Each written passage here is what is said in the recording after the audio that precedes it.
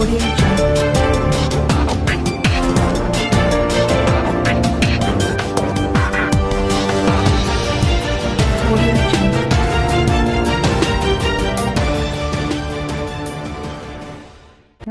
आप देख रहे हैं न्यूज़ 24 फर्स्ट एक्सप्रेस और मैं हूं आपके साथ सीमा।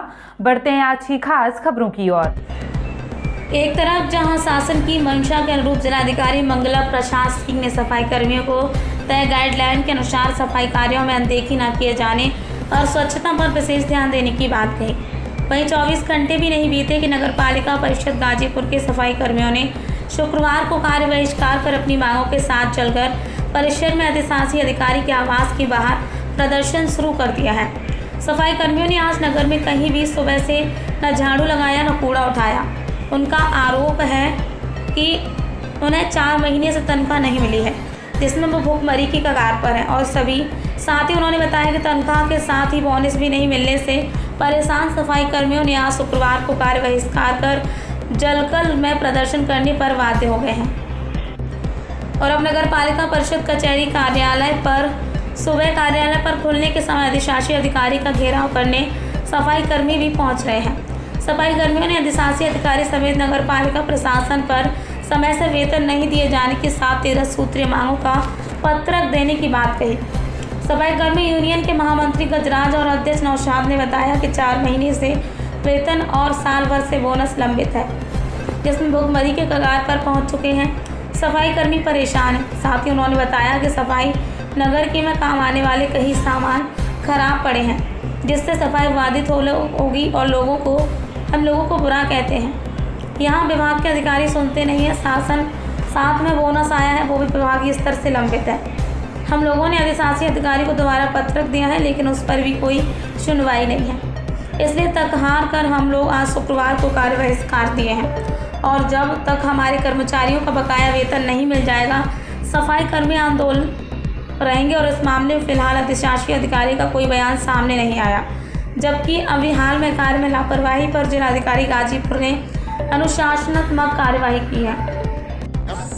सबसे पहले तो मैं आपका चैनल से धन्यवाद करना चाहूँगा आपका कि आप हमारे बीच में मजदूर की पीड़ा को समझने के लिए आए। मेरा नाम गजराज रावत है। मैं स्वास्थ्य संघ कर्मचारी संगठन नगरपालिका परिषद गाजीपुर का जिला मंत्री हूँ।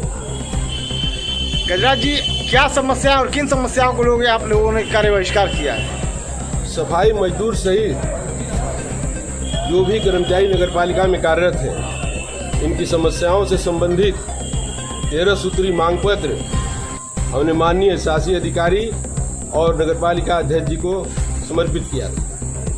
उस पर श्रीमान द्वारा कोई विचार न करने के उपरांत मैंने 13 तारीख को फिर 13/5 को 5 सूत्री मांग पत्र दिया और उसमें 5 सूत्री मांग पत्र में हमने बताया जैसे मजदूरों के 4 महीने का वेतन हो गया। ये 4 महीने के वेतन के भुगतान हैं लोग जो आउटसोर्सिंग के कर्मचारी हैं, लगभग 450 के करीब होंगे या 365 होंगे, यही होगा। तो इनके चौथे महीने की तनख्वाह अभी नहीं मिली। 4 महीना हो गया है, लगभग 3 महीना कुछ दिन 3 महीना 20 दिन हुआ और एक महीना करता है, जिस दूसरे को महकता है उसी को उठाते हैं। तो इनके जीवन यापन के बच्चों का कैसे होगा, एक समस्या ये है। दूसरा ये है कि इनके पीएफ की कटौती ठेकेदार द्वारा कर ली गई। शासन से व्यवस्था है, ठेकेदार तो कटौती कर ले रहा है, लेकिन इनके जो अकाउंट हैं उसमें वो पैसा भेजा नहीं जा रहा है, वो रख करके अपने अकाउंट में उसका सूद खा रहा है। तो इनका वृहद स्तर पर शोषण हो रहा है, चाहे सरकार की व्यवस्था में हो या ठेकेदार की व्यवस्था में हो। दूसरी चीज़ कि परमानेंट कर्मचारियों का, जब हम पूर्व में महामंत्री थे, करीब 17 में हम रिटायर हुए और उसके बाद संगठन दूसरे लोगों के हाथों में रहा और 4 साल में संगठन सो गया। अभी तक मजदूरों का 2 साल का बोनस जो है उसी तरीके से भुगतान नहीं हुआ, उसके संबंध में है। तीसरा है ये समझारी हैं, इनका एरियर सन 16 का बाकी है। 16,365 रुपये का बिल बना है और बनने के बाद वो आज तक भुगतान नहीं हुआ।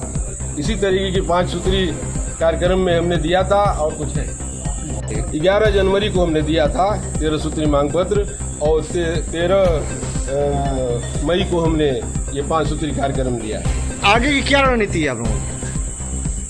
पत्रकार साहब, हम ये कहना चाहेंगे कि हमने अपने यूनियन की तरफ से मांग पत्र जो शासी अधिकारी और माननीय चेयरमैन साहब को प्रस्तुत किया है, उस सहानुभूतिपूर्वक विचार होना चाहिए। अगर नहीं विचार होता है तो मैं कर्मचारी हित में कुछ भी करने को तैयार हूँ। मुख्य बात इनके कर्मचारियों के मानदेय का है। मानदेय पहले ही भेजा जा चुका है, क्योंकि आउटसोर्सिंग के कर्मचारियों की एजेंसियां होती हैं जो टेंडर पाते हैं, वो आदमियों की आपूर्ति करते हैं। विभाग के नियम के अनुसार हम उनको पहले पेमेंट देते हैं, तब वो पेमेंट वहाँ पर देते हैं। वो पेमेंट देने में आनाकानी की है। 2 महीने का पेमेंट उनको भेजा गया है और कल से उन्होंने ट्रांसफ़र करना शुरू कर दिया है। कर्मचारियों के खाते में पैसा पहुँचना शुरू हो गया है। इसी बात को लेकर ये लोग असंतुष्ट थे और वार्ता हो गई है। ये लोग काम पर जाना शुरू कर रहे हैं। तनख्वाह जो बाकी था वो फरवरी, मार्च, अप्रैल, मई अभी चल रहा है।